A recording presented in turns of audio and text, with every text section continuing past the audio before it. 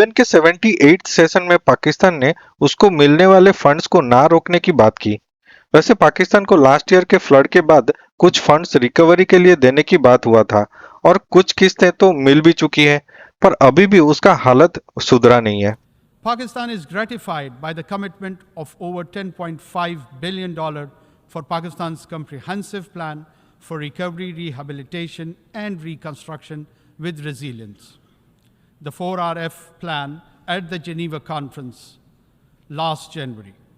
Specific projects are being submitted to ensure timely funding and execution of the 4RF plan.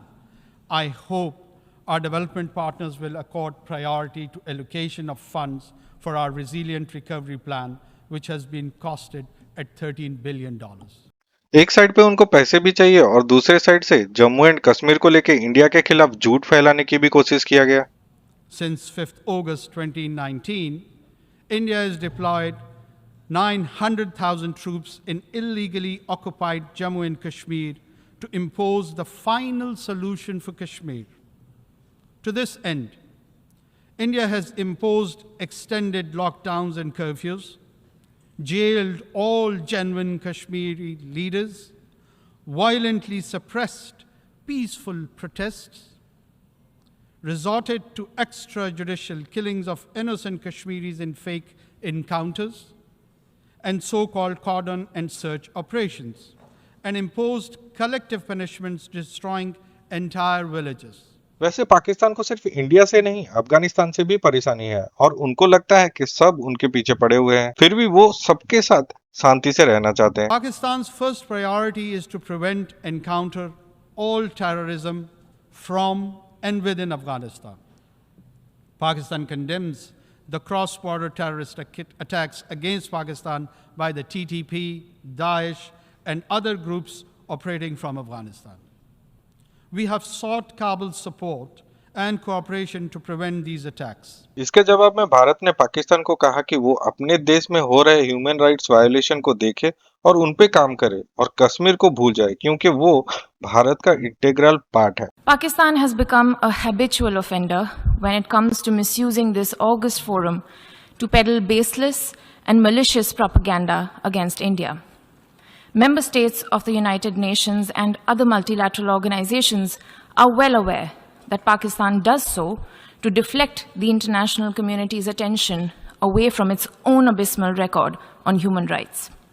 We reiterate that the Union territories of Jammu and Kashmir and Ladakh are an integral part of India. Matters pertaining to the UTs of J&K and Ladakh are purely internal to India. Pakistan has no locus standi to comment on our domestic matters. As a country with one of the world's worst human rights records, particularly when it comes to minority and women's rights, Pakistan would do well to put its own house in order before venturing to point a finger at the world's largest democracy.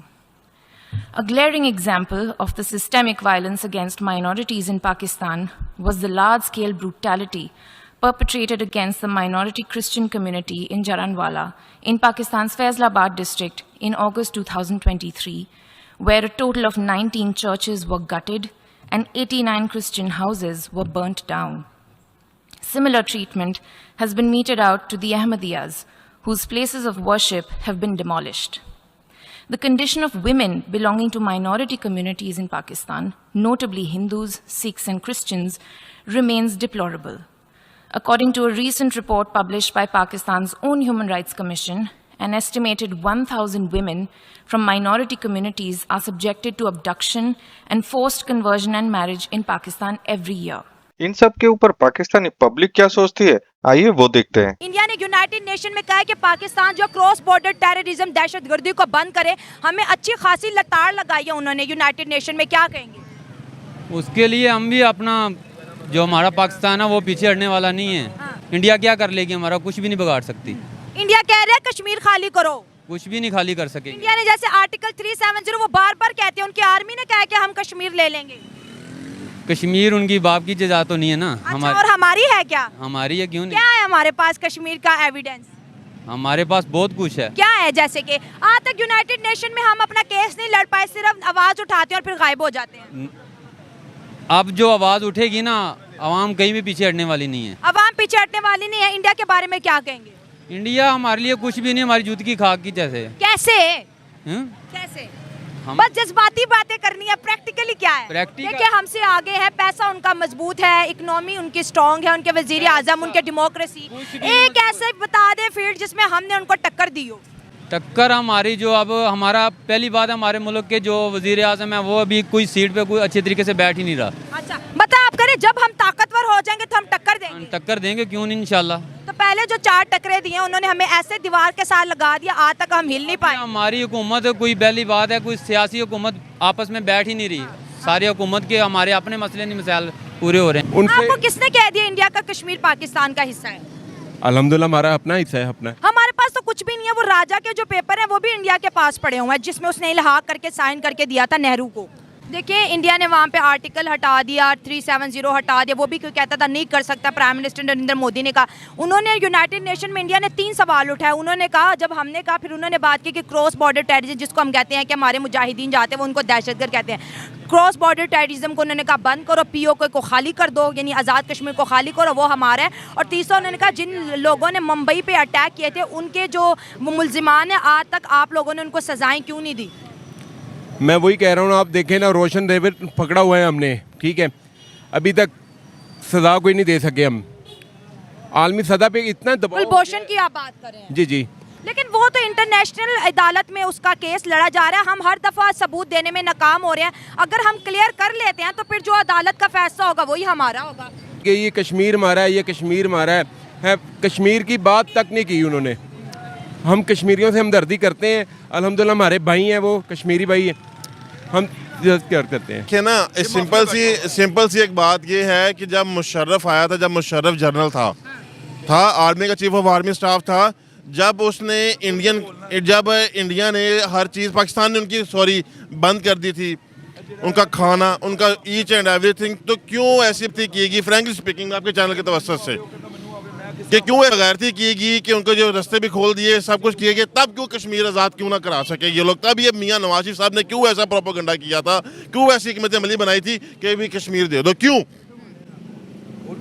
किया? क्योंकि इसमें हमारे politicians का India में मफाद है, हमारे businesses चलते हैं, हर चीज़ चलती है। पर सैलाब का फंड का क्या किया? सैलाब का फंड क्या, किसी के कैंप बन गए हैं, ठीक है, किसी ने अपने बैंकों में डालनी है, ठीक है, किसी में अपनी पॉकेट में डाले। अब ये सैलाब के पैसों के लिए इलेक्शन के पैसे इकट्ठे किए हैं, और क्या फ्रैंकली स्पीकिंग अभी जनवरी में पता नहीं इलेक्शन होते हैं भी नहीं होते, ये पैसा इकट्ठा किया उन्होंने, इसी पैसों से उन्होंने जाके हुक्मरानी करनी है। अब ये दौड़े लगी हुई हैं, अगली बारी किसकी है, अगली बारी किसकी है। क्या हम अपने आप को क्यों बेकारी कहते हैं? ये बेकार हैं, बेकारी हमारे हुक्मरानों ने बेकारी बना दी है। आप क्यों कहते हो? वो का बच्चा वो कहता था ना, मैं अपने कपड़े बेच के आटा दूंगा, मैं आवाम को आटा दूंगा। मैं ये देखो अपने हक के लिए सारे भीख मांग रहे हैं ना। ये इधर लाइट बंद हुई है, आप भी कह रही हो ना, ये लाइट दिखाओ हाँ किसी को, ये क्यों बंद हुई है, इस पे एहतजाज कर लो। कोई कर सकता है? ये नहीं कर सकता। वो सामने ठेला लगाने वाला, इसमें दे दे क्यों यार? मेरे आने वाले बच्चे या आपके आने वाले बच्चों के बच्चे मकरूज हैं यार। हम बेकारी हैं बोस, आप बहना ये मानो हम बेकारी हैं, हम भीख मंगे। वो जो से होता है ना मफलूज, तो एक अमीर ज्यादा होता है, तो वो गरीब आदमी को कहता है उस टाइम उसका बीपी नहीं है, उसका गरीब पे उसका बीपी हाई होता है।